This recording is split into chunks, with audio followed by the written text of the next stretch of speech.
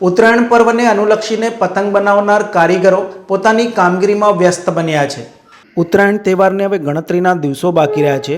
આખા દેશમાં ઉત્તરાયણનો તહેવાર ગુજરાતમાં સૌથી વધુ માણવાલાયક હોય છે। રાજ્યમાં ઉત્તરાયણ માટે ધાબુ ભાડે લેવાતું હોય ત્યાં માહોલ કેવો હોય તે સમજી શકાય છે।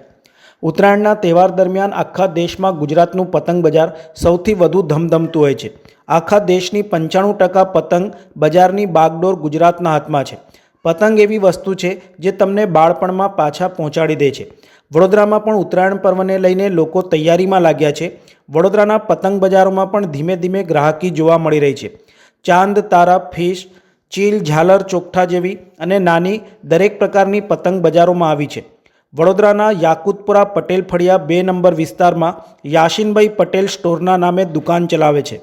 વર્ષોથી તેઓ પતંગ બનાવે છે। રોજની 7,000 થી 8,000 પતંગનું ઉત્પાદન થાય છે। જુદા જુદા ગામોમાંથી પતંગ લેવા માટે લોકો આવતા હોય છે। કાગળ, પીવીસી, મેટલ, ધમાકા પ્રિન્ટ પ્રકારની પતંગો બનાવવામાં આવે છે તેમ યાસીનભાઈએ જણાવ્યું હતું। 35 વર્ષથી પતંગ અહીં બનાવવામાં આવે છે। પરિવારજનો દ્વારા પણ પતંગ બનાવવાના કામમાં તેઓને મદદ કરવામાં આવે છે। કલકત્તા, અમદાવાદથી વેપારીઓ પતંગ ખરીદવા આવતા હોય છે। यासीन भाई द्वारा पतंग बनावा संदर्भे माहिती आपी थी। आप ये उत्तरायण आती है और आप पतंग बनाना चालू करते हो, कितने टाइम से चालू करते हो और कितने साल से काम कर रही हो? ये हमारा देखने जाओ तो 35 साल से मैं काम करती हूँ। मेरी शादी हुई, इसके बाद यहाँ आई तो ये मेरे जेठ ने मेरे घर वाले ये काम करते थे तो फिर मैं भी सीख गई, मैं भी करती हो गई। ऐसा है।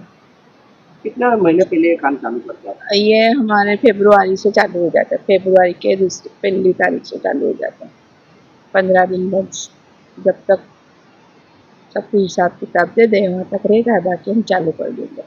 किस तरीके से ये माल आता है? ये अपने कलकत्ते से भी आता है, अहमदाबाद से भी आता है, नडियाद से भी लेते हैं, सब जगह से माल लेते हैं। अखा दिन में कितने कच्चा माल लेके ने आखा दिन कारीगरों में फिराते हैं सारे। आपका पूरा नाम? जहाँ इब्राहिम शेख। अच्छा, बात कई विस्तार છે અને કેટલા વર્ષોથી આ કામ કરો છો? આ યાકુતપુરા વિસ્તાર છે, પટેલ ફળિયો 2 નંબર અને પટેલ ફળિયા નાકા પર જ દુકાન છે પતંગની, યાસીન પતંગ સ્ટોર। કેટલા વર્ષોથી આ કામ કરો છો? આ વર્ષોથી અમારો ધંધો છે। રોજની કેટલી પતંગો તમે બનાવી શકો? પીવીસી અથવા કાગળ મળાઈને રોજની 7-8 હજાર પતંગ અમારી બને છે। કઈ કઈ જગ્યાથી લોકો લેવા આવે? ગુજરાતના આજુબાજુ ગામડા, સિટીના બધા લોકો અમારા ત્યાં લેવા આવે છે। વધારે હમણાં કઈ પતંગો બનાવો? રંગીન ચક્કી, કાગળની, પીવીસીની, ધમાકા પ્રિન્ટ, મેટલ, બધી પ્રકારની પતંગો અમે બનાવીએ છીએ। ચલો આપણે યાસીનભાઈ।